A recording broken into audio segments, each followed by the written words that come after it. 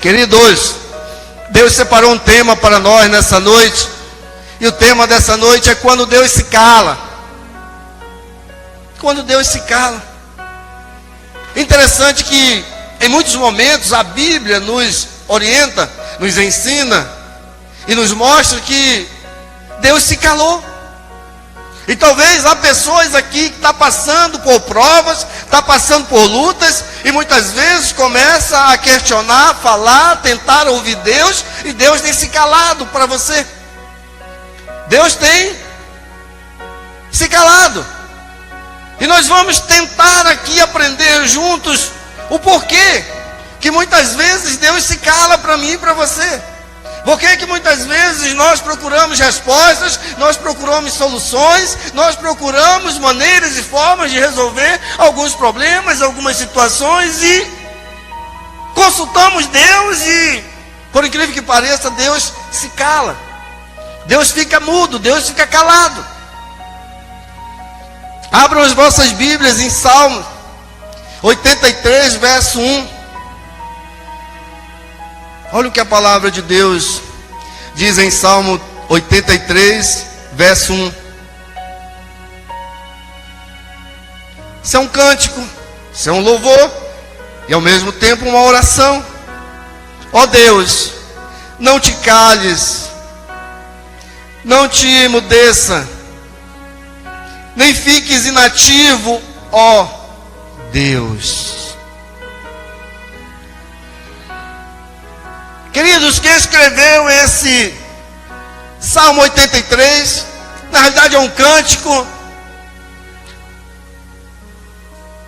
e quem compôs esse louvor, esse hino, essa adoração, foi Asaf.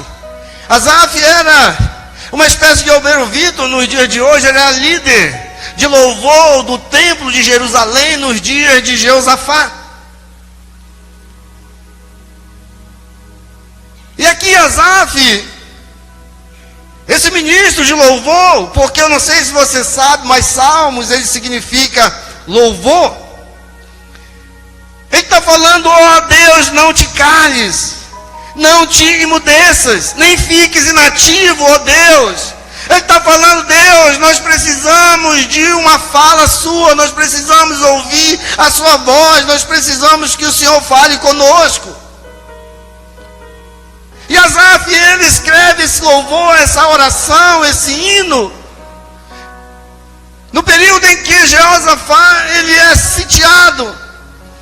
5 reis se reúnem, está lá em 2 Crônicas, capítulo 20, onde os amonitas, os amorreus, os moabitas, 5 reis se reúnem para atacar Judá. E eles conseguem sitiar Judá, cercar. E o texto lá de 2 Crônicas, capítulo 20, fala que eles vinham, afrontavam, humilhavam, não só o povo de Judá, mas o Deus que Judá servia. E isso passou por meses, aquela situação deles virem, afrontarem, e humilharem, e desacatarem o povo de Judá e o povo de Deus. E Deus não falava, e Deus não dava uma solução, e Deus não intervia em prol do povo dele naqueles dias. E quando Jeosafá realmente se tocou que estava cercado, ele levantou uma oração, e essa oração ela é muito importante, que Jeosafá faz ao Senhor. Ele diz, ó Senhor, eu não vou negar não, eu estou com medo. Querido, ali Jeosafá, ele está realmente abrindo o coração para Deus.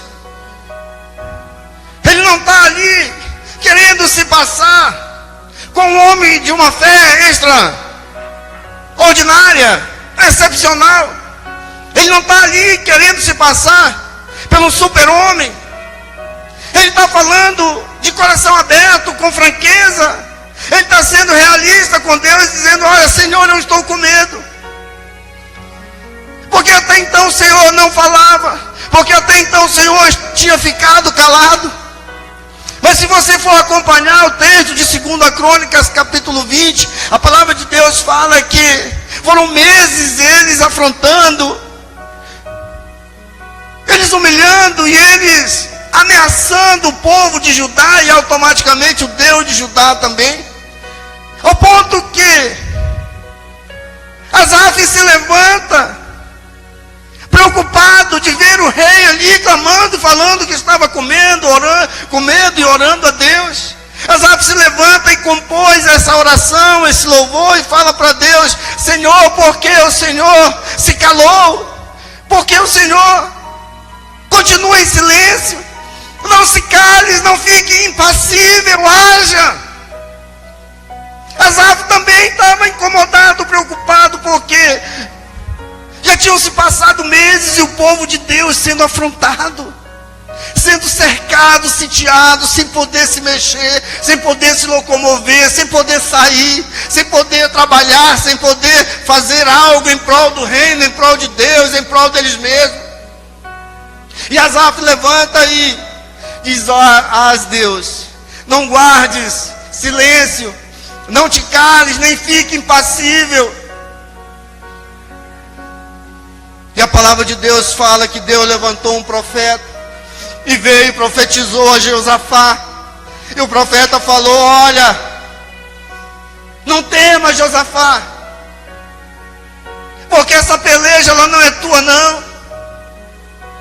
Eu estou olhando, eu estou observando, eu tenho visto a tua luta, a tua batalha, eu tenho visto os teus dias, eu tenho visto o que você tem passado, eu tenho visto os amorreus, os amobitas, os moabitas, os amonitas se levantando, te afrontando, te cercando. Querido, talvez há pessoas aqui nessa noite sendo afrontadas, talvez há pessoas aqui nessa noite sendo humilhadas, talvez há pessoas aqui nessa noite que está passando um momento igual o de Josafá e não consegue ouvir a voz de Deus. Talvez você tenha clamado, talvez você tenha pedido, talvez você tenha falado: Senhor, me dá um norte, Senhor, fala comigo, Senhor, eu quero ouvir a tua voz, Senhor, eu quero saber do Senhor o que eu preciso fazer, como eu preciso agir. E Deus tem permanecido calado com você.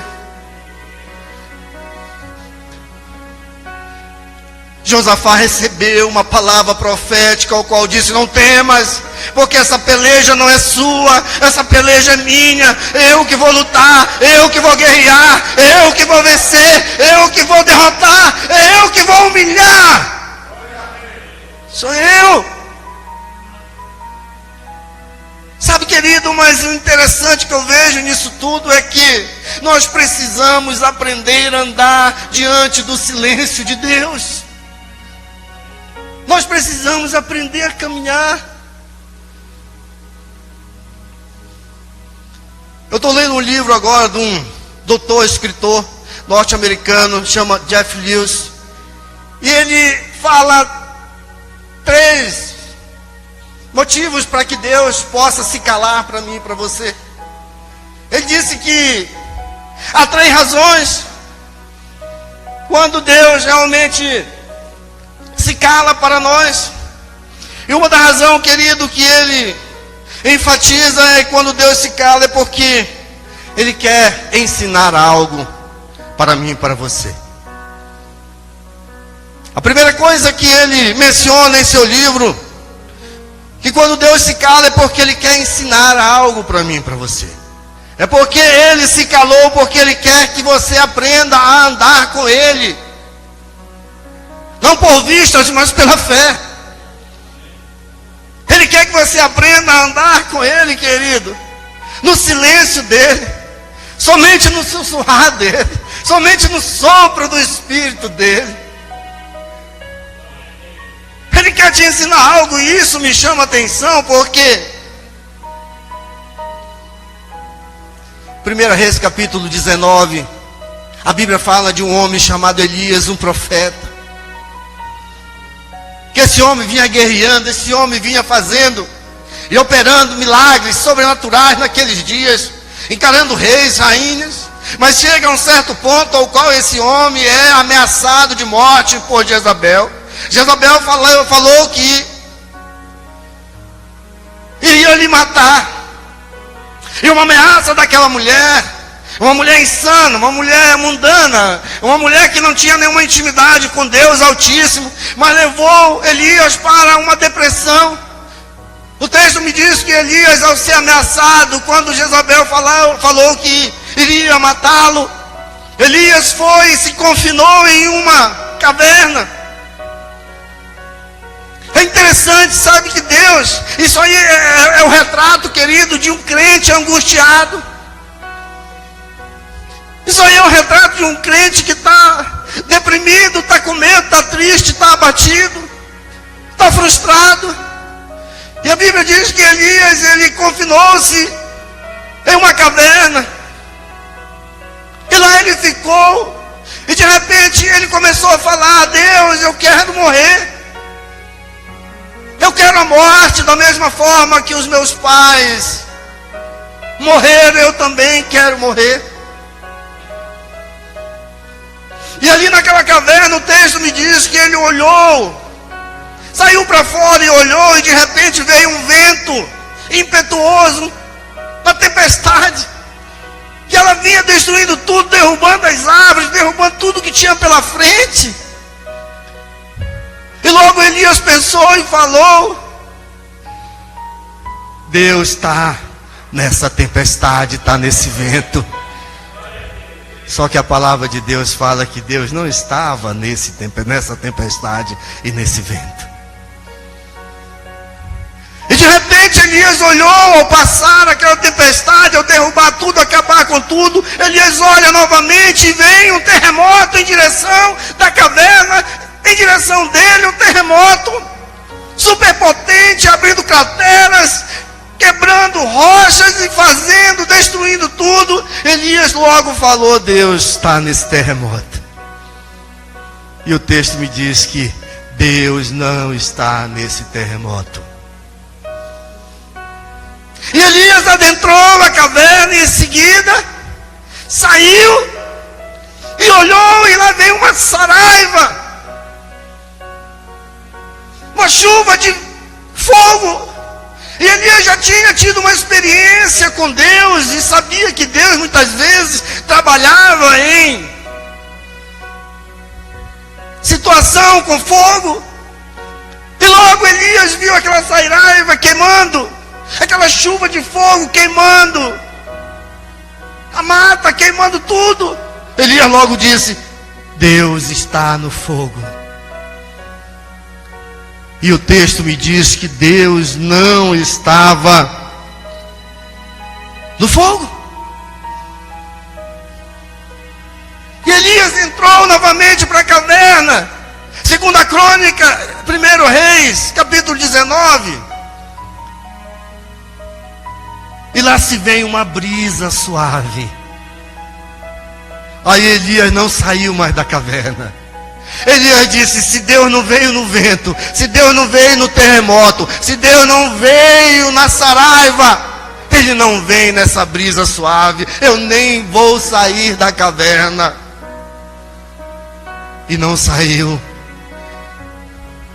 E a brisa suave passou.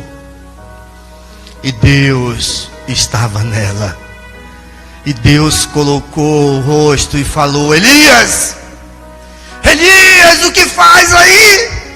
Levanta, porque eu tenho uma grande obra e eu preciso de ti.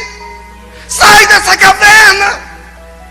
Talvez nessa noite há pessoas confinadas também em cavernas, esperando barulhos, esperando zoadas, esperando terremoto, tempestade.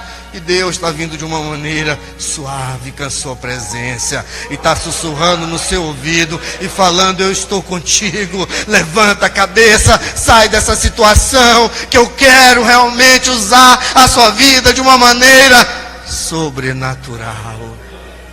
Que nós precisamos aprender a viver com a presença de Deus. Nós precisamos, sabe, valorizar mais a presença de Deus. Nós precisamos cativar, chamar, buscar mais a presença de Deus para o nosso meio. Nós somos uma igreja avivada, nós somos uma igreja quase pentecostal, nós somos uma igreja realmente animada, que nós glorificamos, que nós realmente exaltamos, que nós falamos em línguas quando Deus nos dá a revelação, que nós oramos, que nós glorificamos a Deus, mas nós precisamos aprender a cativar, a buscar, a saber e querer andar mais com a presença de Deus em nossas vidas. Nós não podemos querer viver só de poder. O Senhor veio e falou com Moisés: Moisés, eu não vou contigo, porque esse povo que está indo contigo é muito rebelde, e se eu for com eles eu vou matar todos, então eu não vou, eu vou mandar um anjo ir contigo. Moisés olhou e disse: Senhor, se a tua presença não ir conosco, nós não iremos sair do lugar. Os anjos representam poder, mas Moisés queria a presença de Deus. Nós temos que realmente priorizar a presença de Deus no nosso meio. Nós temos sim que viver de uma maneira poderosa. Nós temos que realmente enxergar, visualizar o poder de Deus na nossa vida. Mas nós temos que cativar a cada dia mais a presença de Deus. Tempestade, vento forte representa poder. Terremoto representa poder. Saraiva, chuva de fogo representa poder.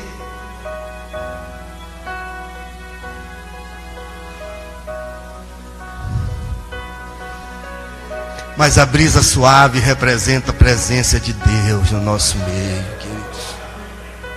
Que nós possamos a cada dia, queridos, priorizar a presença de Deus. Viver de uma maneira poderosa é ótimo. Viver realmente, sabe, vislumbrando o poder de Deus na nossa vida é maravilhoso. Mas tem algo também que é excepcional, tem algo também que é extraordinário, e tem algo também que é essencial para a minha vida e a sua, que é realmente aprender a viver com a presença de Deus.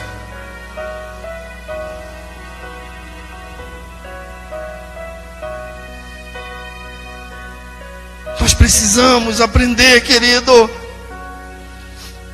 a cada dia. Elias pediu a morte, mas eu quero te falar, há muita gente nos dias de hoje querendo morrer, há muita gente nos dias de hoje querendo tirar a vida, há muitos crentes decepcionados, frustrados, desesperados, ansiosos demais, preocupados demais, então pedindo, falando para Deus igual como Elias: eu quero morrer, eu quero que o Senhor tire a minha vida, eu quero morrer. Mas eu quero te dizer uma coisa nessa noite, querido, que quanto mais você pedir para Deus, para você morrer, mais um ano Ele acrescenta de vida na sua. Mais um ano Ele acrescenta de vida em você. Quanto mais você pedir para morrer, aprende isso nessa noite, não peça. Porque o céu não é lugar de crente frustrado. O céu não é lugar de crente decepcionado. O céu não é lugar de crente, sabe, desesperado, ofuscado. Não, o céu não é lugar de vitória, não, querido. Lugar de vitória é aqui nessa terra. É aqui que você vai ser vitorioso. É aqui que você vai realmente ganhar e ter vitórias. No céu você vai para ganhar galardões. É no céu que você vai realmente ganhar galardões, querido. Vitória é aqui nessa terra, na batalha, no dia a dia. É aqui que você vai se tornar um vitorioso com a presença de Deus. Porque é a promessa de Deus que nós somos mais que vencedores em Cristo Jesus.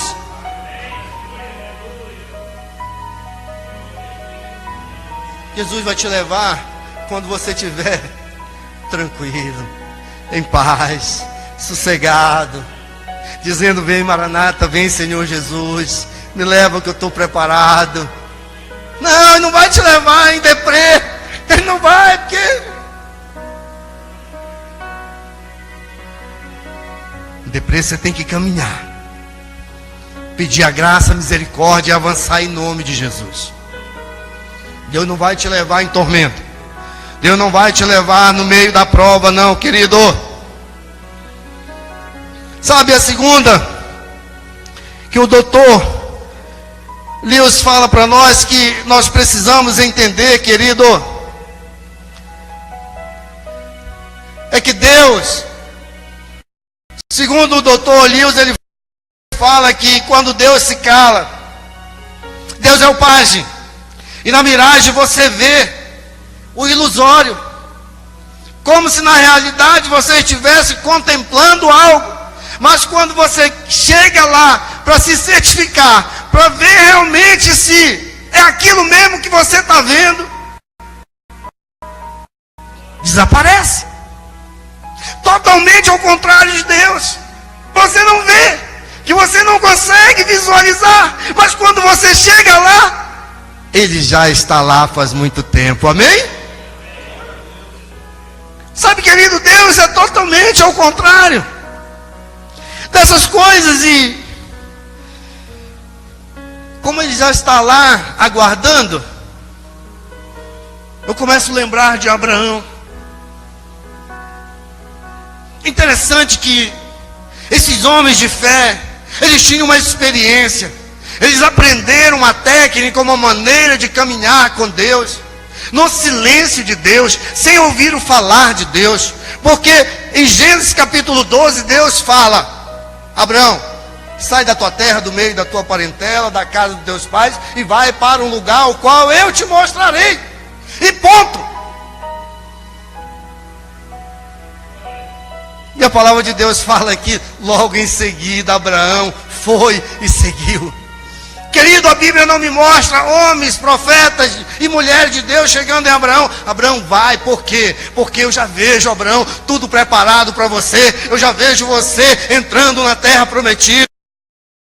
Eu já vejo você vencendo todos os inimigos que se opuserem contra você, sendo vitorioso. Eu já vejo você sendo o pai da fé. Eu já vejo você sendo pai de muitas nações. Eu já vejo, Abraão. Não tem na Bíblia ninguém dando esse norte para ele, ninguém impulsionando, ninguém dizendo vai. Mas a Bíblia me diz que ele imediatamente foi pela fé. Ele aprendeu a andar diante do silêncio de Deus. Ele aprendeu a andar diante do calar de Deus. Sabe, querido, nós pregamos também muito sobre José. E nós falamos que José saiu da casa dos seus pais, saiu da escravidão e logo se tornou o governador do Egito.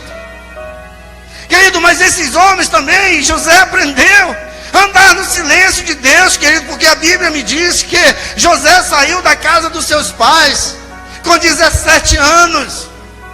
E ele sentou no trono de governador do Egito, como a segunda pessoa mais importante do Egito, com 30 anos. Então quem é bom de matemática, quantos anos José passou entre cisterna, entre prisão, entre escravidão? Em quantos anos José passou sendo lapidado, moído, esquecido, andando diante do silêncio de Deus? Por quê? Porque não tinha ninguém para falar: José, pode seguir, jovem abençoado, pode seguir, guerreiro de Deus, pode seguir. Por quê? Porque o trono já está te esperando, o trono já está preparado só para você sentar. Não teve ninguém que falou, não teve ninguém que profetizou, não teve ninguém que veio com uma revelação, ninguém que fortaleceu a fé de José, a não ser ele mesmo aprendendo a andar com o silêncio de Deus, querido. Talvez Deus tenha se calado para você. Talvez Deus não tenha falado nada. Você tem clamado, você tem pedido, você tem perguntado: Senhor, cadê a minha promessa? Cadê o meu milagre? Cadê o meu ministério? Cadê a minha cadeira de governador? Cadê a minha poltrona, Senhor? Por que o Senhor não fala? Por que o Senhor não vem? O que eu tenho que fazer para chegar mais rápido? E Deus aprenda a andar, a viver diante do meu silêncio. Aprenda a viver pela fé. Aprenda a ser perseverante. Aprenda, querido, porque muitas vezes quando Deus se cala, é porque Ele quer te lapidar, é porque Ele quer te moldar, é porque Ele quer forjar o teu caráter, é porque Ele quer te espremer, é porque Ele quer que você chegue realmente no limite, no máximo, para te provar o quanto que você pode caminhar, andar, prosseguir, prosperar, crendo no silêncio dEle. Hoje, querido, nós somos privilegiados. Porque vira e mexe, vem uma pessoa e fala: eu estou orando por você, pastor. Nós somos privilegiados porque aqui e ali vem um homem, uma mulher de Deus e fala: pastor, eu estou na brecha, eu estou intercedendo. Eu já vejo você sendo vitorioso mais do que você já é. Eu já vejo o teu ministério sendo abençoado. Eu já vejo, pastor. Nós somos privilegiados, queridos. E nos dias desse homem não tinha ninguém. Imagina esse homem no calabouço. Imagina esse homem dentro da cisterna. Sem ninguém falar, sem ninguém para profetizar. Sem ninguém para dizer: vai garoto, vai que você consegue. Você vai ser governador, você vai ser isso, você vai ser aquilo. Não tinha ninguém. Ele aprendeu, querido. Você é aluno, você é privilegiado. Todos os dias tem obreiros pregando o evangelho da salvação, o evangelho de Jesus Cristo, falando das revelações, falando do poder, falando das promessas, falando do que Deus tem preparado para você. Você é um privilegiado. José não tinha isso, Abraão não tinha isso, os homens de Deus não tinham isso, mas eles aprenderam a caminhar com o silêncio de Deus. Eles aprenderam a caminhar quando Deus calava. E você recebe, mas você precisa crer. Você recebe a palavra, você recebe as promessas, você recebe o próprio Deus falando com você, mas às vezes você tem dificuldade, queridos, de crer que Deus pode transformar a sua vida. Deus pode tirar desse calabouço, dessa cisterna, dessa prisão ao qual você está aprisionado. Deus pode quebrar as amarras. Deus pode quebrar essas algemas invisíveis que você anda para cima e para baixo e não consegue ver. Mas o inimigo tem colocado algemas invisíveis em muitos seres humanos. Mas Deus pode quebrá-las. Deus pode girá-las. Deus pode arrancá-las. Mas você precisa crer que Deus tem o melhor para você, que Deus quer realmente, sabe, operar um milagre na sua vida, um milagre sobrenatural, um milagre ao qual as pessoas vão olhar para você e vão dizer: não é ele, não acredito, é aquele, é aquela, não acredito, é aquele, não pode ser. E você vai dizer: eu mesmo. E eu estou aqui não é por méritos, é pela graça, é pela misericórdia, é pelo poder, é pela bondade, a compaixão do Deus poderoso. Mas se entregue a palavra, se entregue a palavra profética, se Deus está dizendo que Ele vai usar a sua vida, transformar a sua história, mudar a trajetória da sua vida, mas se você não crer, querido,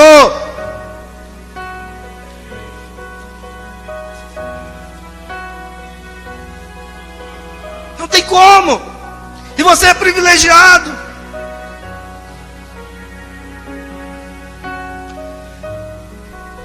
Segundo, o que Deus quer, querido, é que nós possamos realmente aprender a andar diante do silêncio dele. Porque Deus é onisciente ou não é, igreja? O que vocês acham quando Deus fala: Abraão, pega o teu único filho, Gênesis 22, aquele que tu amas, e entrega a mim em oferta e holocausto.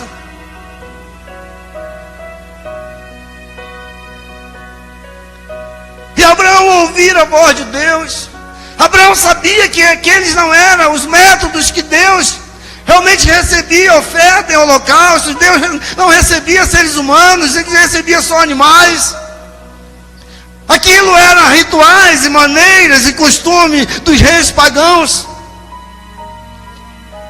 Mas Abraão, ao ouvir a voz de Deus dizendo: vai, entrega o teu único filho, entregue a oferta, o holocausto, Isaque, a mim.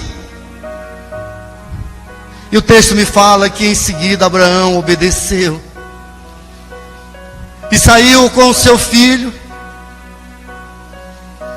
e com os seus servos e conservos,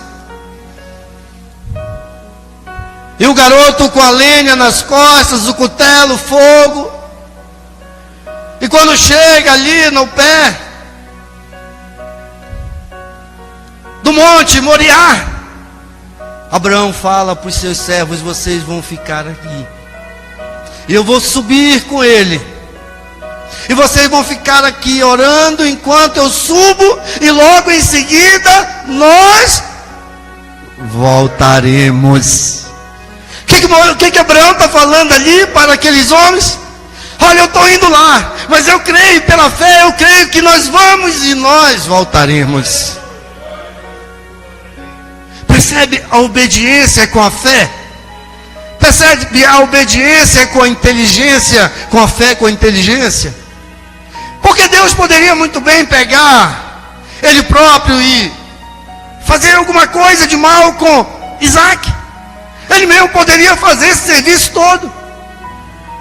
Mas ele queria forjar, ele queria forçar, ele queria ver como que Abraão estava em questão de fé, como estava a espiritualidade dele, como estava realmente a convicção, a certeza que ele servia a um Deus da providência, um Deus que ia prover todas as suas necessidades. E a Bíblia fala que Abraão subiu o monte Moriá. Queridos, agora começa a imaginar, não está na Bíblia não, a interpretação e narração do pastor Davi. Começa a imaginar eles lá no monte. E a Bíblia fala que Isaque não era um garoto, uma criança, que Abraão poderia muito bem pegar no colo, colocar ele em cima do equipamento lá que oferecia as ofertas em holocausto, colocar a lenha, acender o fogo, o cutelo e finalizar. A Bíblia diz que Isaque já era um mancebo, ele já era um jovem.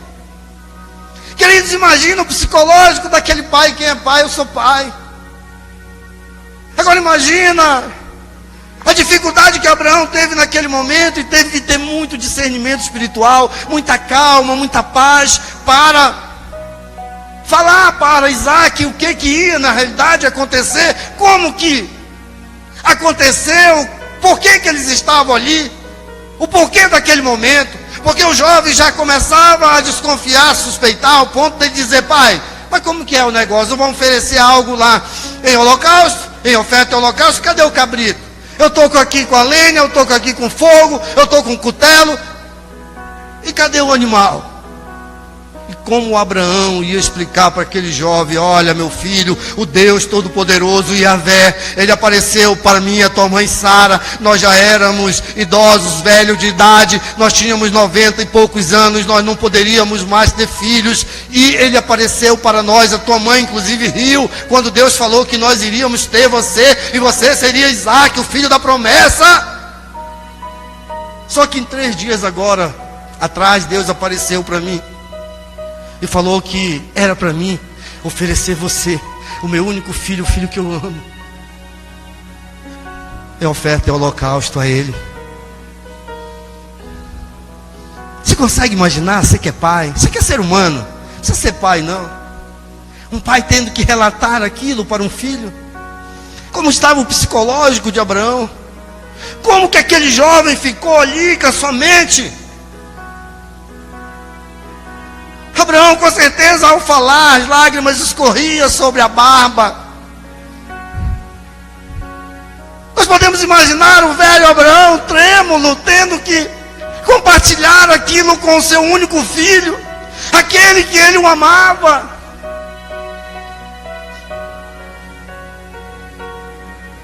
E tinha todo um rito que ele fazia quando oferecia um animal em holocausto, em oferta holocausto ao Senhor.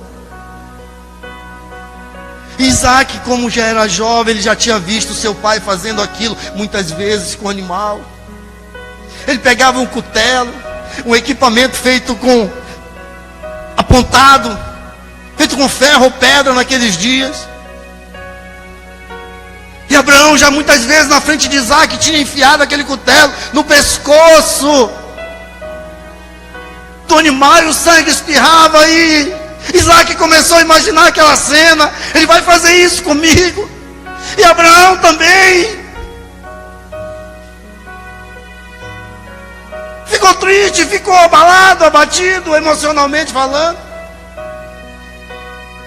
E nós podemos imaginar essa cena, queridos. E quando chega realmente no momento da execução, Abraão fala: Senhor, Yahvé, está aqui o que tu me pediste. Está aqui Isaac, o meu filho, eu estou te oferecendo em oferta, em holocausto. Mas eu imagino que o Senhor estava ali, Abraão estava dizendo consigo, lá no fundo do seu coração: Senhor, se manifesta agora, fala comigo agora, fala que não é para me fazer isso, mas em silêncio, porque a Bíblia não relata que Abraão falou isso, mas ele como pai, nós como pais, nós podemos imaginar o qual sufoco, o qual a tristeza, o qual, sabe, a agonia de Abraão. Com certeza ele estava ali no seu íntimo falando: Deus se manifesta agora, porque chegou a hora de eu oferecer o meu filho. Yahvé, Deus. E a Bíblia me diz que bradou uma alta voz dos céus e disse: Abraão, Abraão, não faças nada com o menino, porque agora eu vi que tu me temes, ao ponto de oferecer o teu único filho a mim.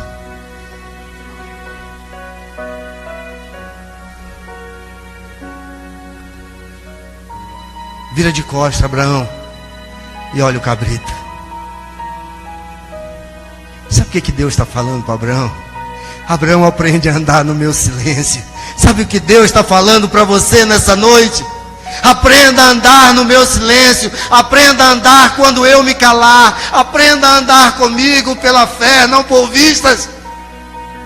Deus está falando com Abraão: Abraão, enquanto você ia por lá, eu estava indo por aqui com a provisão, Abraão.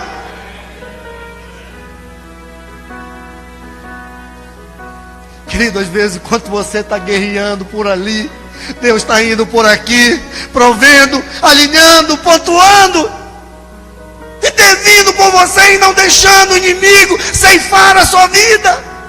Faz uma retrospectiva aí, querido, nessa noite, e me diz quantas vezes você já foi cercado, sitiado, você já foi oprimido, você já se viu várias vezes em apuros, e você, por não ter o discernimento espiritual, não entendeu que foi Deus que interviu por você e não deixou que o inimigo ceifasse a sua vida, nas madrugadas, nas orgias, nas baladas, nas drogadições.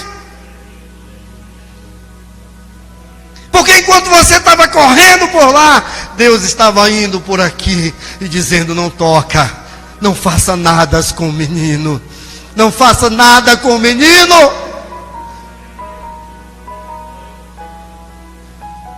Aprenda nessa noite, querido, que quando Deus se cala é porque Ele quer realmente ensinar algo para nós.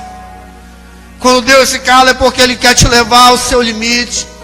Ele quer que você passe a se conhecer, o quanto que você é capaz, o quanto que você pode, o quanto que você pode mais um pouco. Não é porque Ele se esqueceu de você, não.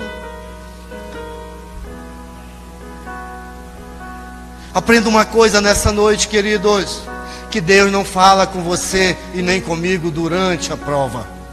Ele fala comigo e com você antes da prova. Ele fala comigo e com você depois da prova. Mas na hora do processo, na hora do percurso, no momento da prova, Deus, na maioria das vezes, se cala. Só quem pode entender, só quem está entendendo, levanta a mão. Você consegue entender? Deus não fala com você durante a prova. Ele fala com você ou antes da prova, ou depois da prova. Percebe que no percurso que Abraão fez, da onde ele estava até o Monte Moriá, Deus não se comunicou com ele.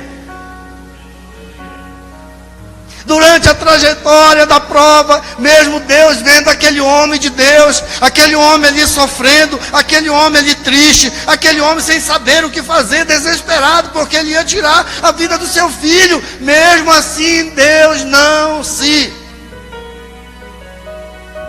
manifestou a ele. Porque Deus é Deus de chegar com a resposta. Deus é Deus de chegar com a provisão. Amém, queridos? Nós precisamos entender essas coisas para que nós possamos caminhar com Jesus. O silêncio de Deus, querido, também. Sabe o que ele muitas vezes sinaliza para mim e para você? A vitória. Talvez o silêncio de Deus está sinalizando a vitória para a sua vida. Não fique muito preocupado, não fique muito triste, não, quando Deus se calar. Quando Deus não responder de imediato o seu pedido, o seu clamor, a sua adoração, a sua oração. Mateus capítulo 15, fala de uma mulher que ela é apresentada na Bíblia como uma mulher cananeia. E aquela mulher chega na presença de Jesus e fala: Senhor, tem misericórdia de mim. A minha filha está totalmente endemoniada lá em casa. Querido, interessante que lá em Marcos capítulo 7, o mesmo texto, a mesma história me fala que a mulher chegou na presença de Jesus e falou para ele: Senhor, tem misericórdia de mim, a minha filha está horrivelmente endemoniada.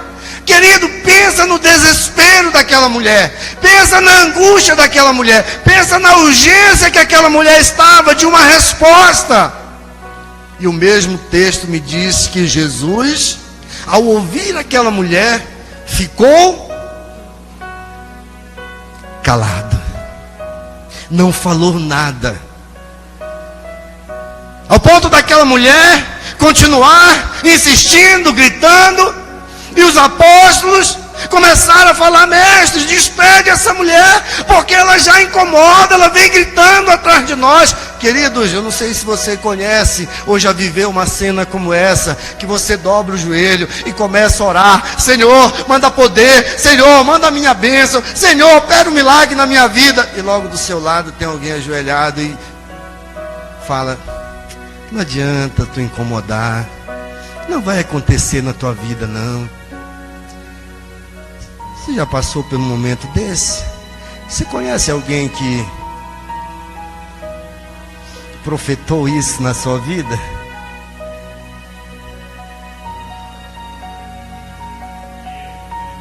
Você já se deparou com um apóstolo igual aqueles tiveram essa infelicidade de agir com imprudência, ao ponto de falarem para a mulher ou para Jesus: despede-a, ela está incomodando, ela está gritando demais, ela está insistindo. Porque muitas vezes, querido, tem pessoas que está vendo você clamar, está vendo você vir para a igreja, está vendo você, sabe, guerreando, lutando. Mas muitas vezes tem muitas pessoas, e sabe, querido, que o mais importante e interessante, para não dizer caótico e triste, que muitas vezes é dentro do nosso lar, é dentro da nossa casa, pessoas muitas vezes tirando a nossa fé, a nossa força, há pessoas falando: você já vai para aquela igreja, você já vai para a igreja, você já vai para... E você vem e clama e busca, e muitas vezes Deus permanece calado. foi o que aconteceu com aquela mulher. Sabe por quê? Porque Jesus queria ensinar algo para aquela mulher. Porque Jesus queria realmente moldar, tratá-la. Porque Jesus queria fazer com que aquela mulher ela experimentasse algo sobrenatural em sua vida. Sabe por que muitas vezes Deus ainda está calado para você? Porque Deus quer que você experimente algo sobrenatural. E Jesus ficou calado. Mas aquela mulher não desistiu. Mas aquela mulher perseverou. Mas aquela mulher continuou gritando: Senhor, tem misericórdia de mim. A minha filha está horrivelmente endemoniada lá em casa. Só o Senhor pode operar. Só o Senhor pode curá-la. E quando os apóstolos falaram para Jesus sobre aquela mulher, não que Jesus não tinha ouvido, não que Jesus não tinha visto, não que Jesus não tinha presenciado tudo aquilo, ele tinha sim. Mas Jesus fala: olha, eu não fui chamado senão as ovelhas perdidas de Israel. Queridos, vamos ser honestos e realistas e sinceros.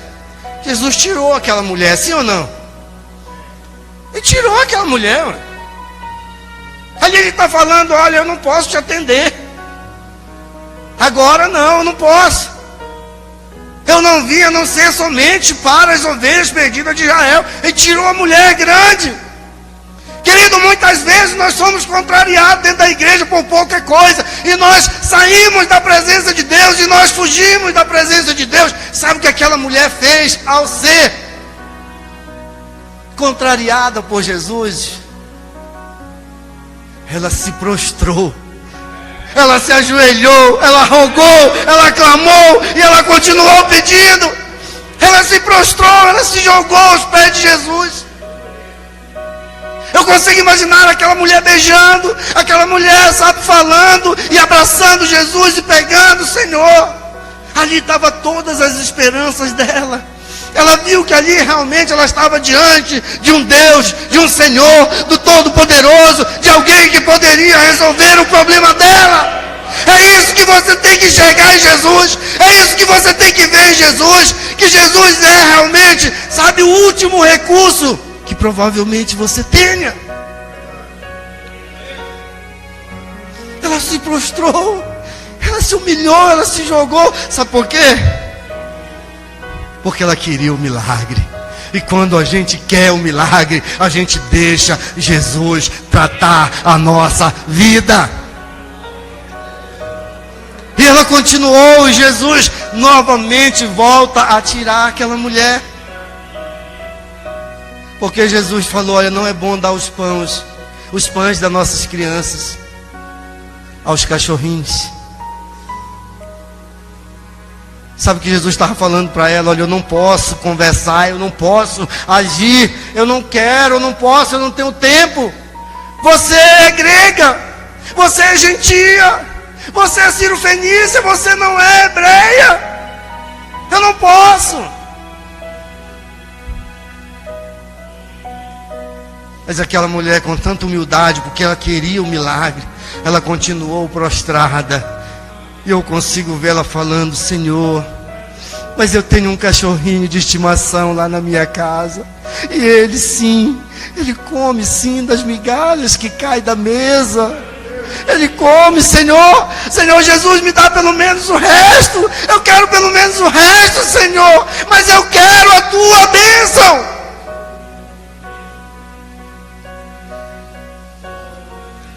Sabe, querido, muitas vezes nós temos que clamar, buscar, pedir um milagre.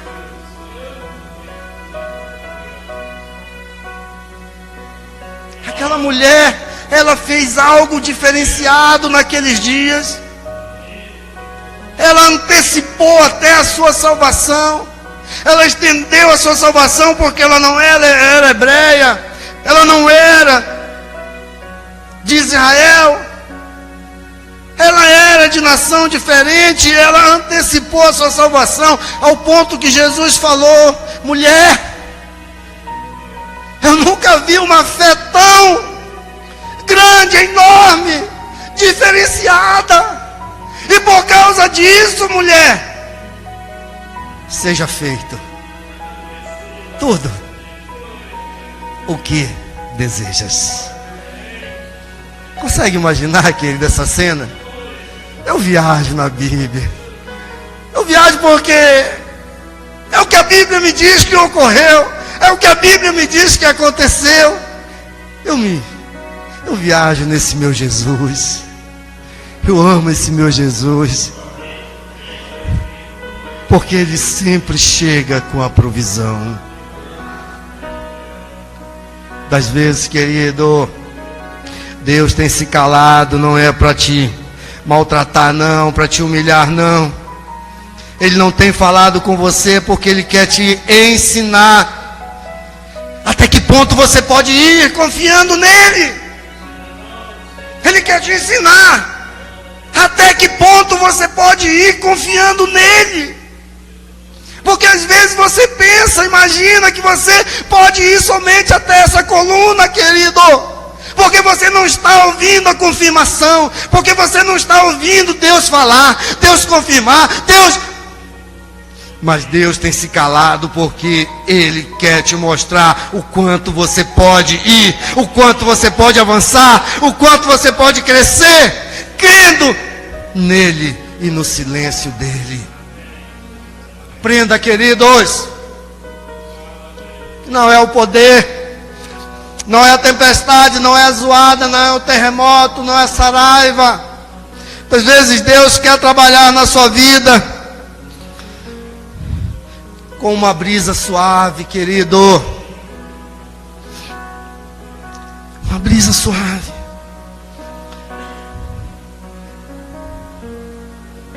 Nós precisamos entender uma coisa, querido.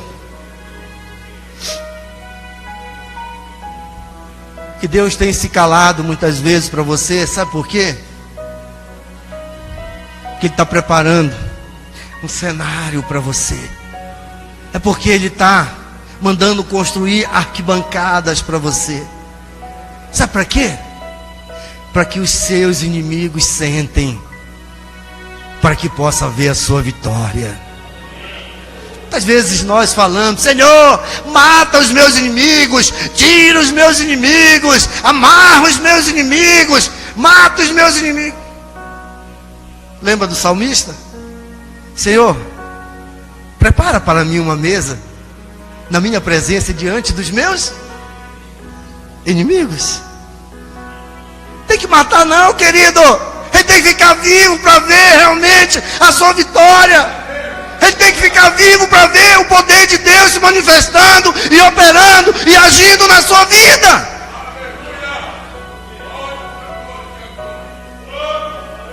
Tem que morrer ninguém não.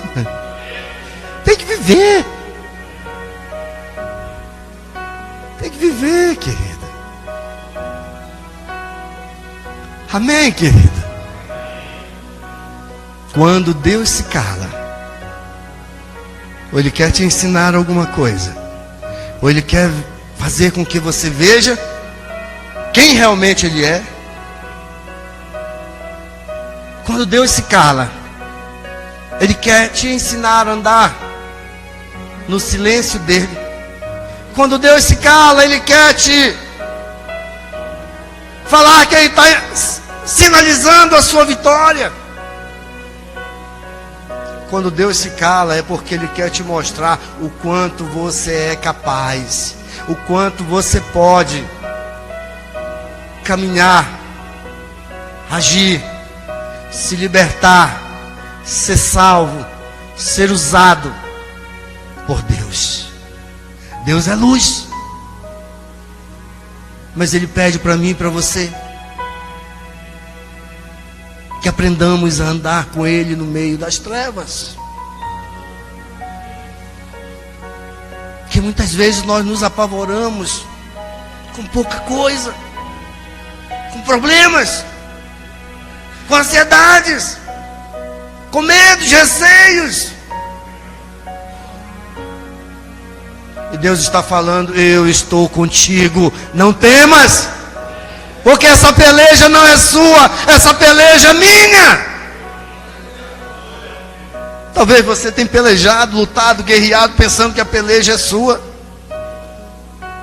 peleja do Senhor, querido.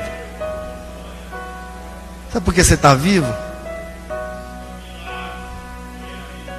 Porque Deus colocou a boa mão e poderosa na sua vida. Amém? Que Deus nos abençoe. Que possamos realmente ter aprendido algo com Deus nessa noite. Glória a Deus, queridos.